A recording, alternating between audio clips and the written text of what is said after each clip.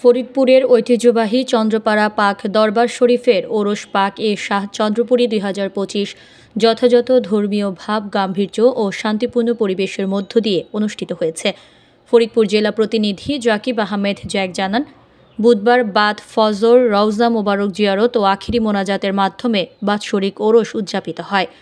চন্দ্রপাড়া পাক দরবার শরীফের প্রতিষ্ঠাতা পীর জামানার মোজাদ্দেদ হজরত মাওলানা শাহ সুফি সৈয়দ আবুল ফজল সুলতান আহমদ চন্দ্রপুরী নকশবন্দি মোজাদ্দেদি রহমতুল্লাহ আলাইহি পীর কেবলাজানের বেসালত উপলক্ষে অনুষ্ঠিত ওরসে আগের দিন থেকে দূর দূরান্ত হতে ভক্তরা দরবার শরীফে আসতে থাকেন।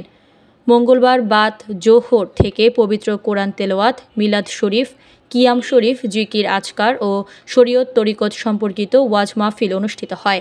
আখিরি মোনাজাত পরিচালনা করেন দরবার শরীফের গদিনশীন পীর মুফাসসিরে কুরআন হজরত মাওলানা শাহ সুফি সৈয়দ কামরুজ্জামান নকশবন্দি মোজাদ্দেদি আল ওয়েশি। মোনাজাতে তামাম জাহানের সমস্ত অলি আল্লাহ, গাউস কুতুব, নজিব, নুজবা, নুকব্বা, আখিয়ার, আবদাল, আওতাদের হুজুরে সোয়াব পৌঁছানো হয় এবং সারা বিশ্বে মুসলিম উম্মার শান্তি ও কল্যাণ কামনা করা হয়। এদিন কুয়াশা শীত উপেক্ষা করে দেশ বিদেশ থেকে অগণিত ভক্ত, আশেক, জাকের ও ধর্মপ্রাণ মুসল্লিরা মোনাজাতে অংশ নেন।